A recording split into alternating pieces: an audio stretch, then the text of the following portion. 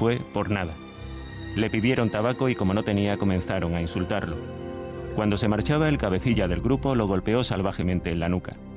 Fue operado a vida o muerte y pasó 17 días en coma.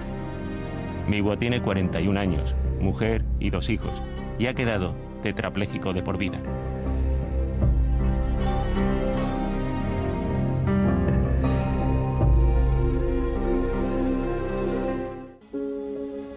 Hubo un antes y un después en los crímenes racistas que hasta ese momento se consideraban hechos aislados.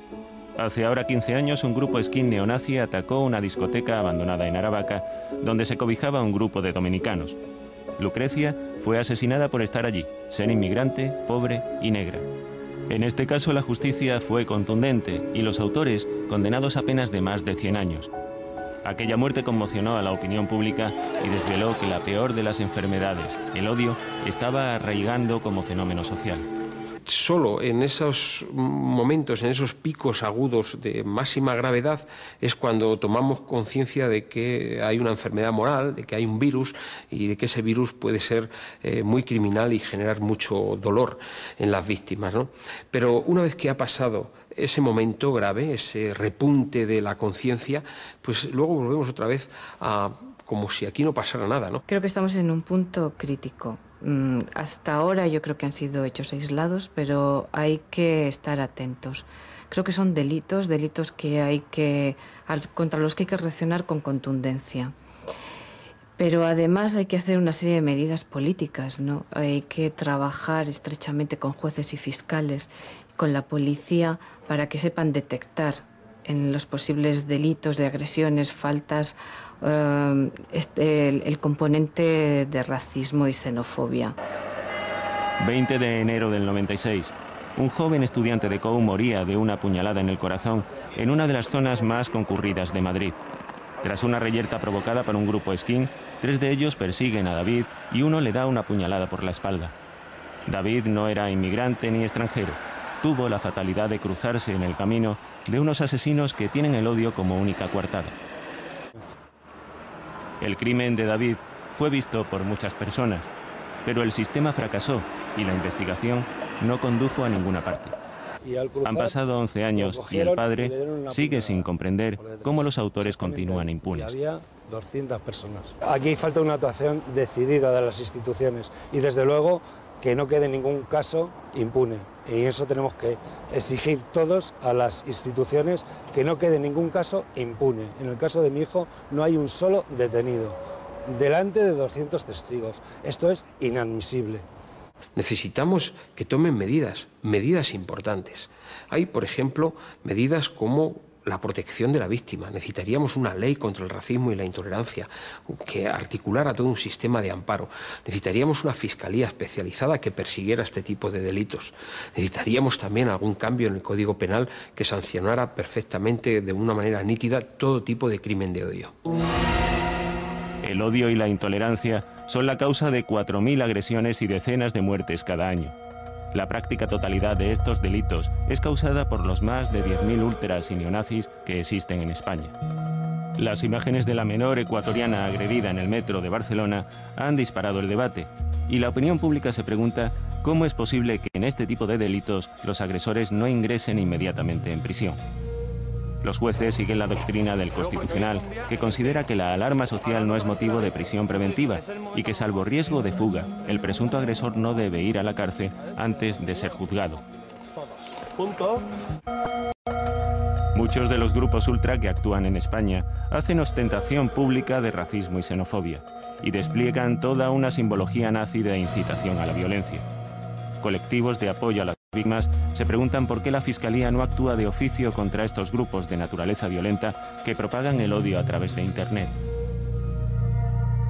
En este momento hemos creado una sección específica de la Fiscalía, un servicio de criminalidad informática, cuyas actuaciones más relevantes se han dirigido de manera inicial al ámbito de la pornografía infantil, de la pederastia, porque creemos que ahí también hay un grave peligro en Internet, pero que indudablemente en la medida en que abarca todo el ámbito de los delitos cometidos por estos medios, también se extenderá a la persecución de los comportamientos racistas que inciten al odio en el ámbito de Internet. Aunque el principal objetivo de los ultras son los inmigrantes, su violencia esconde un odio indiscriminado contra toda expresión de libertad, ya sea religiosa, política o de condición social. Un fanatismo que se ampara en espectáculos de conciertos clandestinos o en gradas de estadios usadas como pretexto para ejercer la violencia. 8 de diciembre del 98. Aitor Zabaleta cae asesinado de una puñalada en el corazón tras una encerrona organizada por el grupo ultra Bastión contra seguidores de la Real Sociedad. Lo mataron por ser vasco, porque es que además el grito de guerra que hubo ese día era matar a los vascos. Y se reunieron y tal, venga, vamos a zurrar a estos vascos, pero nos vamos a dar bien. Y después de hacer lo que hicieron, en el mismo campo, la misma gente, en el mismo campo, dijeron, solo ha caído uno. Coño, teníamos que haber tumbado a más. La sentencia del caso Aitor guarda un recuerdo agridulce. El autor material, que fue condenado a 17 años, disfruta ya de permisos de salida, y al grupo Bastión no se le condenó por asociación ilícita. Durante años el padre de Aitor soportó amenazas y tuvo que cambiar de domicilio. Siente que la justicia solo reparó una pequeña parte del delito, pero ha querido apartar de su dolor cualquier sentimiento de venganza. Muchas veces también tenemos que ser consecuentes de que la culpa es de los padres.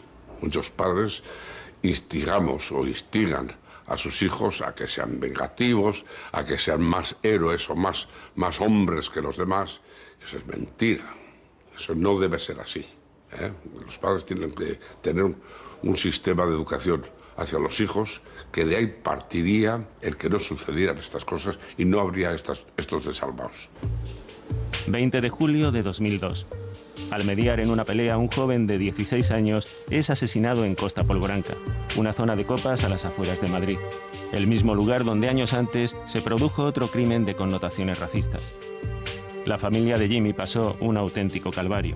Un jurado popular absolvió al acusado, pero el Tribunal Superior ordenó repetir el juicio y el agresor vinculado a grupos Skin fue finalmente condenado. Pero el agravante de racismo que contempla el Código Penal no fue tenido en cuenta. De hecho, el Movimiento contra la Intolerancia estima que desde el año 95 solo hay 2 casos en los que se ha aplicado. La desconfianza de los inmigrantes en la justicia no es infundada. Esta misma semana se ha producido una brutal agresión contra un colombiano que ha tardado en denunciar los hechos por la experiencia que ha sufrido la joven agredida en el metro de Barcelona.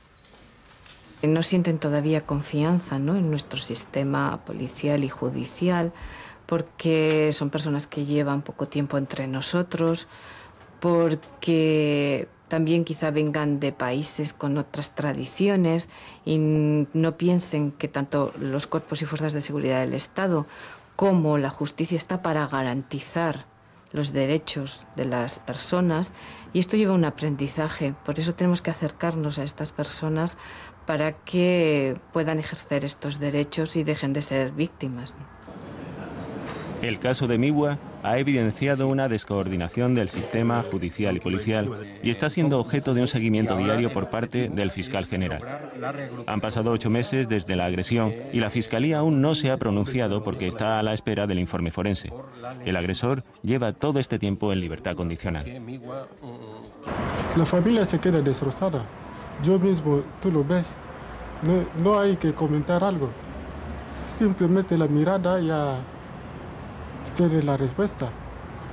Un padre se queda sin, ¿cómo puedo decirlo?, sin nada. Hay cosas que yo podría hacer en la casa yo mismo, pero ahora la mujer tiene que hacerlo. Eso, no sé si podemos a decir que es la vida.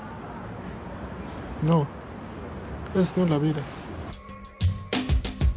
Según las encuestas, la población española no se considera racista ni xenófoba, pero sí opina que hay demasiados inmigrantes. Ciudadanos que sufren una marcada discriminación y que encuentran dificultades para conciliar costumbres y culturas. Junto a ello, grupos minoritarios, pero cargados de odio contra el diferente. Un peligro latente frente al que hay que poner medios para evitar que arraigue.